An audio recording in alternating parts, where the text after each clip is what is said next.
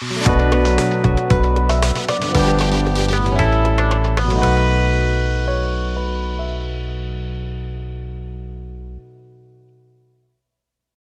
दृष्टि में आपका फिर से स्वागत है।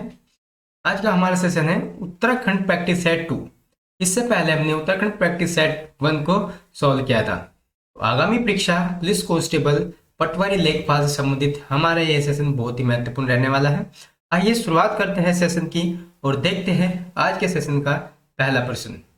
हिंदी किस भाषा परिवार की भाषा है? आपके ऑप्शन है भारोपीय, द्रविड़, ऑस्ट्रिक, चीनी या तिब्बती। तो इस प्रश्न का सही उत्तर हो जाएगा ऑप्शन ए, भारोपीय।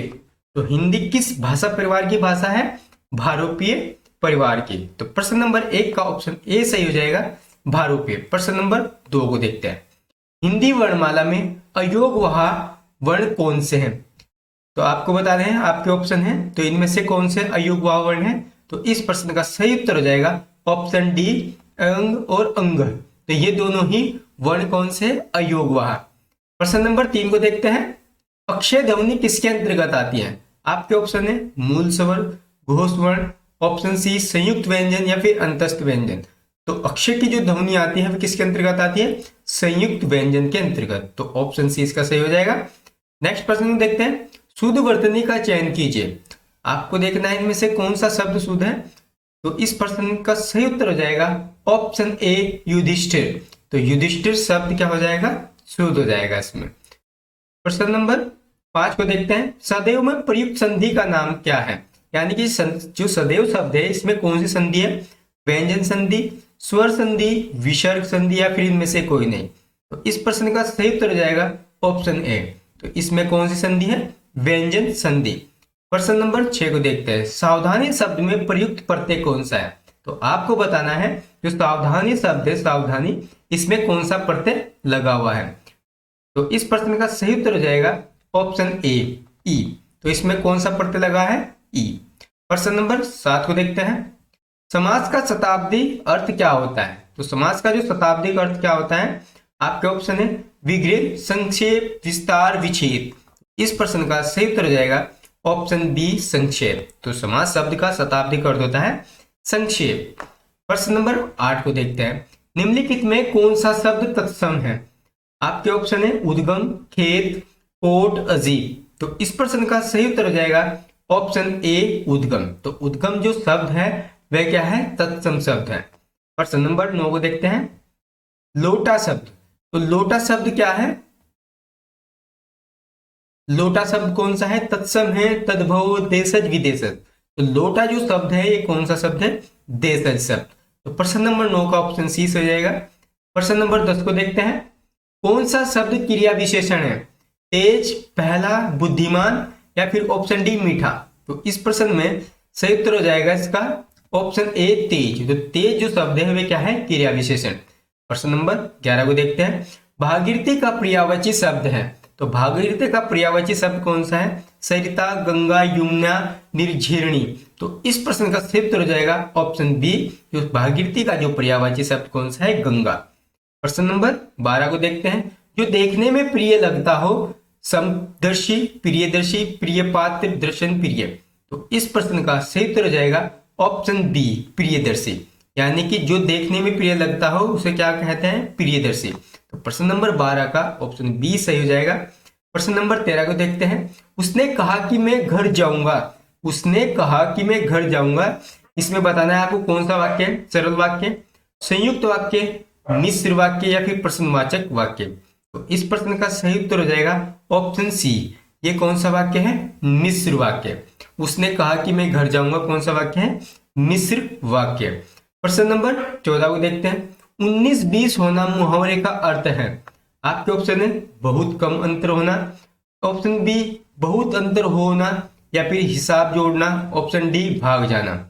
इस प्रश्न का सही उत्तर हो जाएगा ऑप्शन ए, बहुत कम अंतर होना। तो 19-20 मुहावरे का क्या अर्थ होता है? बहुत कम अंतर होना। तो प्रश्न नंबर 14 का ऑप्शन ए सही हो जाएगा। प्रश्न नंबर 15 को देखते हैं। भारतीय संविधान की 8वीं अनुसूची में शामिल भाषाओं की संख्या है। तो आपको बताना है तो भारतीय संविधान की 8वीं अनुसूची में कितनी भाषाएं शामिल है। आपके ऑप्शन है 14, 15, 18 या 22। तो इस प्रश्न का सही उत्तर हो जाएगा ऑप्शन डी। तो कितनी भाषा है? 22 भाषा। नेक्स्ट प्रश्न को देखते हैं। ब्रज भाषा है, तो आपको बताना है जो ब्रज भाषा है वह कौन सी भाषा है? पूर्वी हिंदी है, पश्चिमी हिंदी, बिहारी हिंदी या फिर पहाड़ी हिंदी? तो जो ब्रज भाषा है ये किस क्षेत्र में बोली जाती है? ये पश्चिमी हिंदी। तो पश्चिमी हिंदी बोली जाती है। तो प्रश्न नंबर 16 का ऑप्शन बी हो जाएगा। जो ब्रज भाषा है ये कौन सी है? पश्चिमी हिंदी।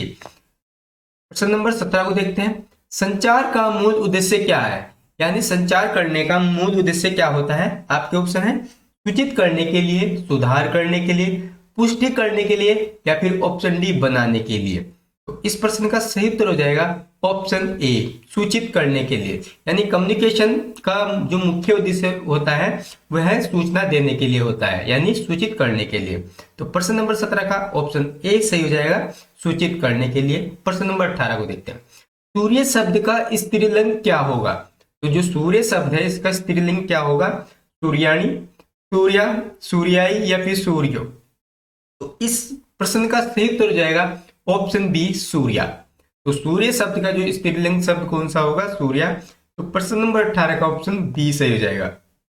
प्रश्न नंबर 19 को देखते हैं। भाषा की सबसे छोटी इकाई, तो भाषा की सबसे छोटी इकाई कौन सी होती है? शब्द, व्यंजन, स्वर या फिर वर्ण? तो इस प्रश्न का सही उत्तर हो जाएगा ऑप्शन डी, वर्ण। तो वर्ण ही भाषा की सबसे छोटी इकाई होती है। आखिर ये प्रश्न परीक्षा में बार बार पूछा जाता है। तो भाषा की सबसे छोटी इकाई कौन सी होती है? वर्ण। प्रश्न नंबर 20 को देखते हैं। कबीरदास की भाषा थी, तो आपको बताना है इस प्रश्न का उत्तर।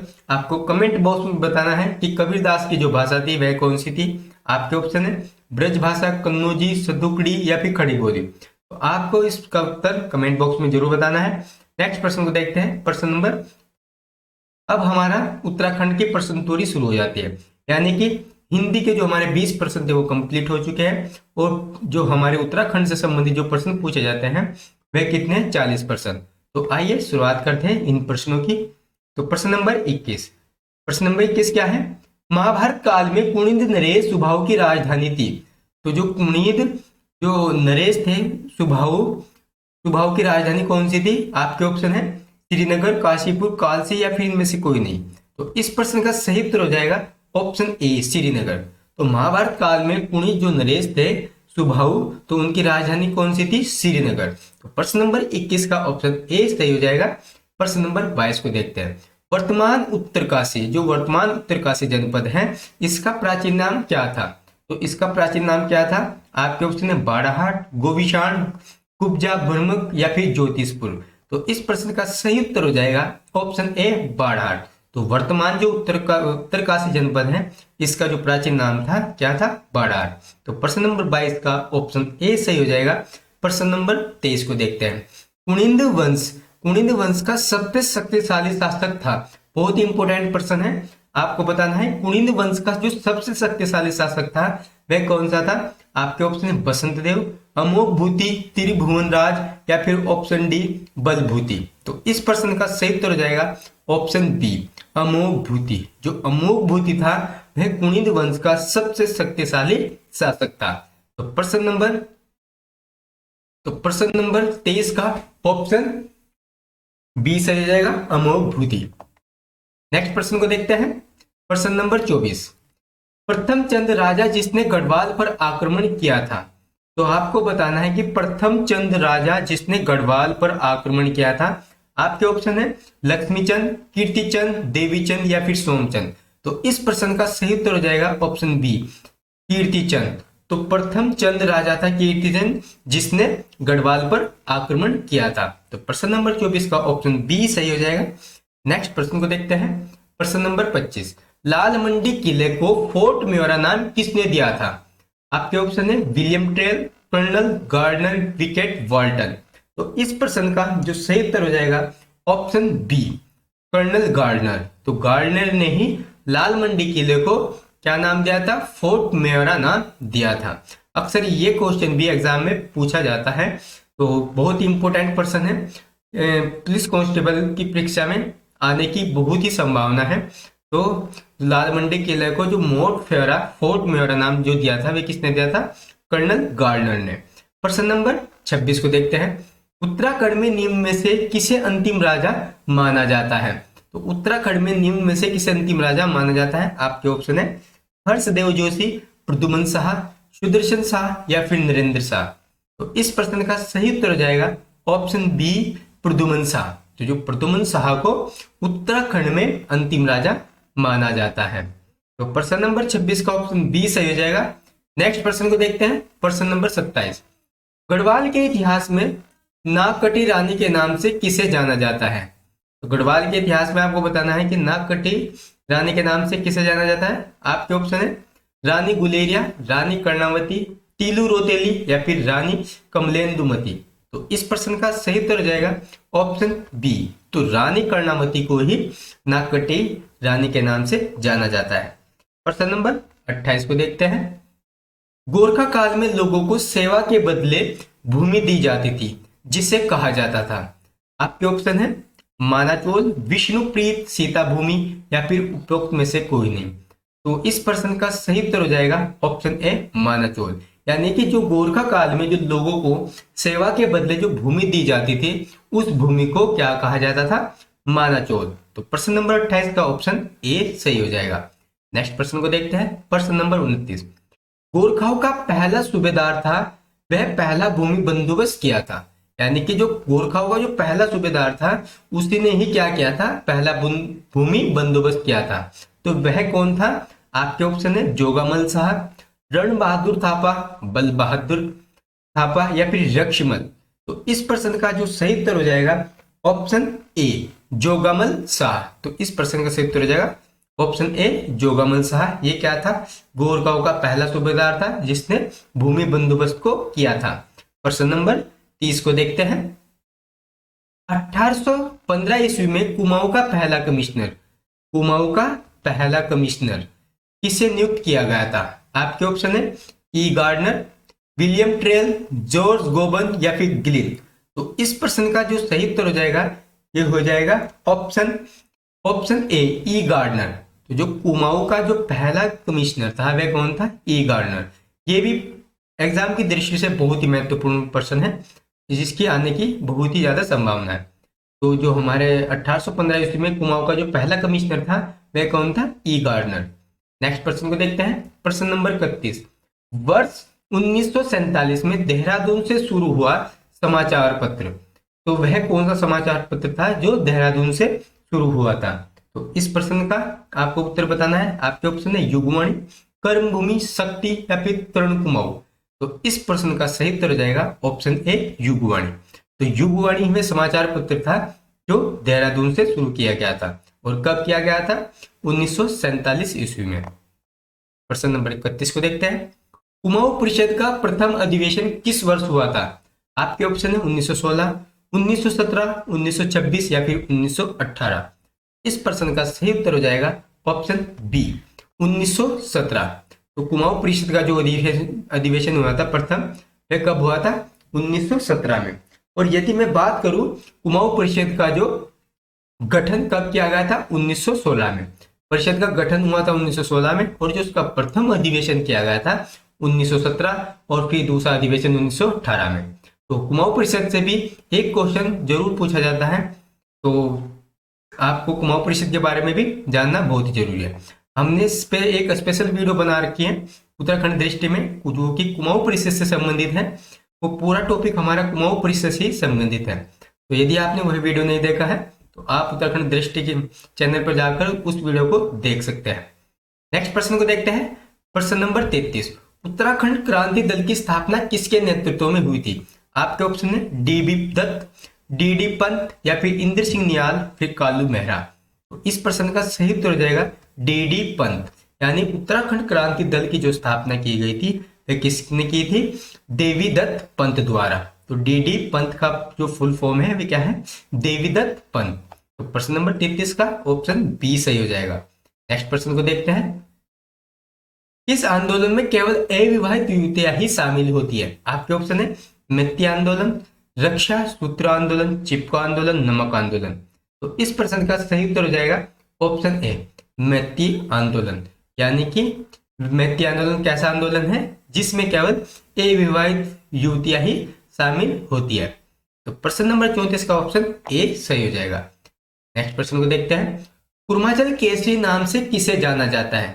कुर्माचल केसरी नाम से किसे जाना जाता है? आपके ऑप्शन है सुधा जोशी, बद्रीदत्त पांडे, गोविंद वल्लभ पंत या फिर अनुसुईया प्रसाद बहुगुणा। तो इस प्रश्न का सही उत्तर हो जाएगा ऑप्शन बी, बद्रीदत्त पांडे। तो बद्रीदत्त पांडे को ही कुमाऊं कुर्माचल केसरी के नाम से जाना जाता है। नेक्स्ट प्रश्न को देखते हैं। प्रश्न नंबर 36। कौन सी जनजाति बागनाथ देवता की पूजा करती है? आपके ऑप्शन है जोनसारी, थारू, बोक्सा, राजी। तो इस प्रश्न का जो सही उत्तर हो जाएगा ऑप्शन डी, राजी। जो राजी जनजाति है वह किसकी पूजा करते हैं? बागनाथ देवता की पूजा करती है। तो जनजाति से संबंधित भी एक प्रश्न जरूर पूछा जाता है। तो नेक्स्ट प्रश्न को देखते हैं। प्रश्न नंबर 37 को। अलकनंदा पिंडर के संगम पर स्थित है। आपके ऑप्शन है केशव प्रयाग, नंद प्रयाग, कर्ण प्रयाग या फिर रुद्र प्रयाग। तो आपके ऑप्शन, तो अलकनंदा पिंडर के संगम पर आपको बताना है कौन सा संगम स्थित है, केशव प्रयाग, नंद प्रयाग, कर्ण प्रयाग या फिर रुद्र प्रयाग। तो इस प्रश्न का सही उत्तर हो जाएगा कर्ण प्रयाग, ऑप्शन सी। तो प्रश्न नंबर 37 का ऑप्शन सी सही हो जाएगा। नेक्स्ट प्रश्न को देखते हैं। प्रश्न नंबर 38। बागनाथ का प्रसिद्ध मंदिर किस देवता से संबंधित है? तो बागनाथ का जो प्रसिद्ध मंदिर है वह किस देवता से संबंधित है? आपके ऑप्शन है शिव, सूर्य, गणेश या फिर इनमें से कोई नहीं। तो इस प्रश्न का सही उत्तर हो जाएगा ऑप्शन ए, शिव। तो किस से संबंधित है? शिव भगवान से संबंधित है। कौन? भगवान बागनाथ का जो प्रसिद्ध मंदिर है वे किस देवता से संबंधित है? शिव भगवान से संबंधित है। और यह मंदिर कहां पर स्थित है? बागेश्वर जनपद में। नेक्स्ट प्रश्न को देखते हैं। प्रश्न नंबर 39 को। उत्तराखंड में वित्तीय वर्ष प्रारंभ होता है। तो आपको बताना है कि उत्तराखंड में जो वित्तीय वर्ष है कब से प्रारंभ होता है? 1 जनवरी से, 1 अप्रैल से, 1 जुलाई या फिर 1 मार्च। तो इस प्रश्न का सही उत्तर हो जाएगा ऑप्शन बी, 1 अप्रैल से। तो उत्तराखंड में वित्तीय वर्ष प्रारंभ होता है 1 अप्रैल से। प्रश्न नंबर 40 को देखते हैं। गौरा देवी को वृक्ष मित्र पुरस्कार कब प्राप्त हुआ था? तो आपको बताना है कि गौरा देवी जो कि चिपको आंदोलन से संबंधित थी, उनको वृक्ष मित्र पुरस्कार कब मिला था? आपके ऑप्शन है 1987, 1986, 1984 या फिर 1985। तो इस प्रश्न का सही उत्तर हो जाएगा ऑप्शन बी, 1986। बहुत ही महत्वपूर्ण प्रश्न है। तो गौरा देवी को जो वृक्ष मित्र पुरस्कार जो मिला था वह कब मिला था? 1986 ईस्वी में। प्रश्न नंबर 41 को देखते हैं। उत्तराखंड में से किस जिले में जनसंख्या घनत्व सर्वाधिक है? तो उत्तराखंड में किस जिले में जनसंख्या घनत्व सर्वाधिक है? आपके ऑप्शन है उत्तरकाशी, अल्मोड़ा, हरिद्वार, पौड़ी। तो इस प्रश्न का सही उत्तर हो जाएगा हरिद्वार। तो जनसंख्या सर्वाधिक कहां पर है? किस जनपद में? हरिद्वार में। और सर्वाधिक जनसंख्या भी किस जिले में? हरिद्वार जनपद में। प्रश्न नंबर 42 को देखते हैं। चित्रकांटा बुग्याल किस जनपद में स्थित है? तो आपको बताना है कि चित्रकांटा बुग्याल किस जनपद में स्थित है। आपके ऑप्शन है चमोली, उत्तरकाशी, टिहरी या फिर रुद्रप्रयाग। तो इस प्रश्न का सही उत्तर हो जाएगा ऑप्शन ए, चमोली जनपद में। तो चित्रकांटा बुग्याल किस जनपद में स्थित है? चमोली जनपद में। प्रश्न नंबर 43 को देखते हैं। केदारनाथ आपदा की सच्ची कहानी पुस्तक के लेखक। आपके ऑप्शन है रमेश पोखरियाल निशंक, सलेश मटियानी, मंगलेश डबराल, रस्किन बॉन्ड। तो इस प्रश्न का जो सही उत्तर हो जाएगा ऑप्शन ए हो जाएगा, रमेश पोखरियाल निशंक जी। तो केदारनाथ आपदा की जो सच्ची कहानी पर जो पुस्तक लिखी गई वह किसने लिखी थी? रमेश पोखरियाल निशंक। और अक्सर ये भी क्वेश्चन पूछ लिया जाता है तो केदारनाथ में जो आपदा आई थी वह कब आई थी? तो वह 2013 में आई थी। और 16-17 जून 2013 में वह आपदा उत्तराखंड में आई थी। प्रश्न नंबर 44 को देखते हैं। किस ताल को भाई बहन ताल भी कहा जाता है? आपके ऑप्शन है माशर ताल, यम ताल, सिद्ध ताल या फिर ऑप्शन डी नरसिंह ताल। तो ये प्रश्न भी बार बार पूछा जाता है उत्तराखंड परीक्षा में। तो इस प्रश्न का सही उत्तर हो जाएगा ऑप्शन ए, माशर ताल। तो माशर ताल को ही भाई बहन ताल के नाम से जाना जाता है। प्रश्न नंबर 45 को देखते हैं। मुचकुंद गुफा स्थित है। आपके ऑप्शन है बद्रीनाथ, केदारनाथ, देवप्रयाग, विष्णुप्रयाग। तो ये गुफा जो स्थित है ये कहां पर स्थित है? बद्रीनाथ में। तो ऑप्शन ए सही हो जाएगा प्रश्न नंबर 45 का। प्रश्न नंबर 46 को देखते हैं। भील जात्रा कस्बे पशुपालन उत्सव मनाया जाता है। भील जात्रा 31वां पशुपालन उत्सव मनाया जाता है? आपके ऑप्शन है किस जनपद में मनाया जाता है? टिहरी, चंपावत, चमोली या फिर पिथौरागढ़। तो इस प्रश्न का सही उत्तर हो जाएगा ऑप्शन डी। ये कहां पर मनाया जाता है? पिथौरागढ़ जनपद में। प्रश्न नंबर 47 को देखते हैं। निम्नलिखित में से कौन सी बोली उत्तराखंड की नहीं है? आपके ऑप्शन है गढ़वाली, कुमाऊनी, भोजपुरी या फिर जौनसारी। तो इस प्रश्न का सही उत्तर हो जाएगा ऑप्शन सी, भोजपुरी। तो उत्तराखंड की भाषा कौन सी नहीं है इसमें से? भोजपुरी। प्रश्न नंबर 47 का ऑप्शन सी सही हो जाएगा। प्रश्न नंबर 48 को देखते हैं। कौन सा वाद्य यंत्र उत्तराखंड से संबंधित है? आपको बताना है कि कौन सा वाद्य यंत्र है जो कि उत्तराखंड से संबंधित है। ऑप्शन है ढोल, मस्तबीन, हुड़का या फिर उपरोक्त सभी।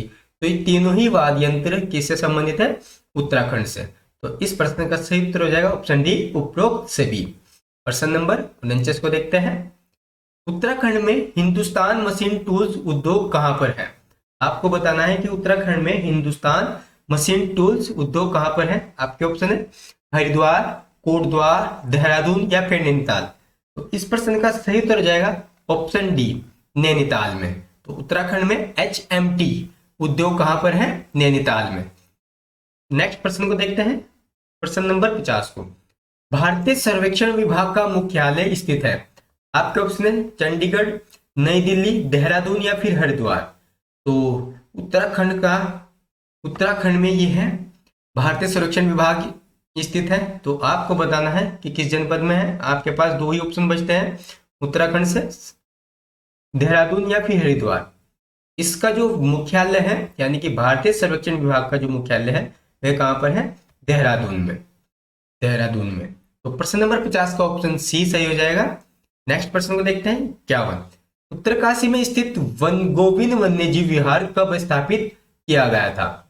आपके ऑप्शन है 1933, 1955, 1956 या फिर 1979।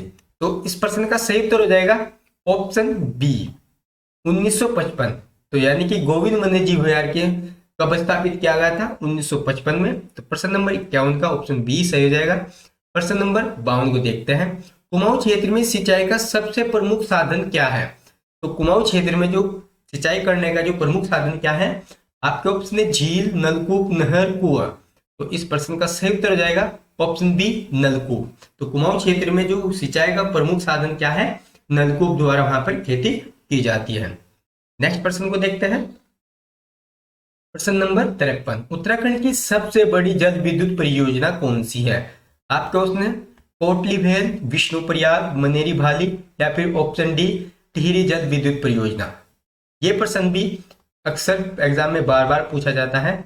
तो सबसे बड़ी जो जल विद्युत परियोजना कौन सी है? टिहरी जल विद्युत परियोजना। तो प्रश्न नंबर 53 का ऑप्शन डी सही हो जाएगा। नेक्स्ट प्रश्न को देखते हैं। गोचर हवाई अड्डा कहां पर स्थित है? गोचर हवाई अड्डा कहां पर स्थित है? हवाई अड्डे से संबंधित भी एक प्रश्न अवश्य पूछा जाता है। तो इसके ऑप्शन है हमारे पास उत्तरकाशी, उधम सिंह नगर, चमोली या फिर पिथौरागढ़। तो इस प्रश्न का सही उत्तर हो जाएगा ऑप्शन सी, चमोली। तो गोचर हवाई अड्डा कहां पर स्थित है? चमोली में। और यदि पूछ लिया जाए नैनी हवाई अड्डा कहां पर है, तो वह है हमारा पिथौरागढ़ में। प्रश्न नंबर 55 को देखते हैं। उत्तराखंड में लोकसभा की कितनी सीटें हैं?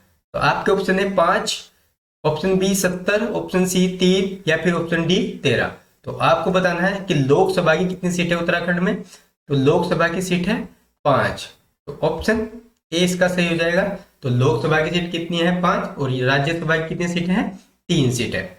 नेक्स्ट प्रश्न को देखते हैं, प्रश्न नंबर 56 को। उत्तराखंड का जनसंख्या घनत्व कितना है? आपके ऑप्शन है 184, 189, 159 या फिर 382। तो उत्तराखंड का जनसंख्या घनत्व कितना है? ऑप्शन बी सही हो जाएगा 189। तो ऑप्शन 56, प्रश्न नंबर 56 का ऑप्शन बी सही हो जाएगा 189।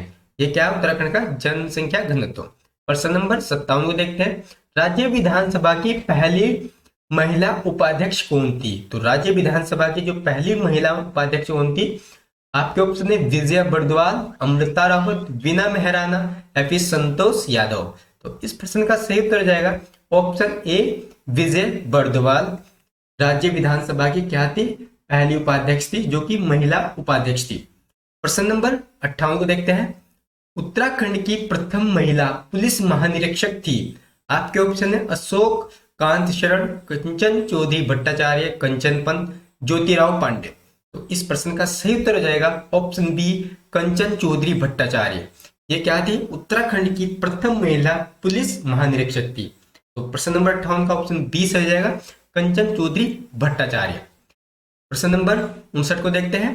उत्तराखंड में विधानसभा की कितनी सीटें एसटी के लिए आरक्षित है?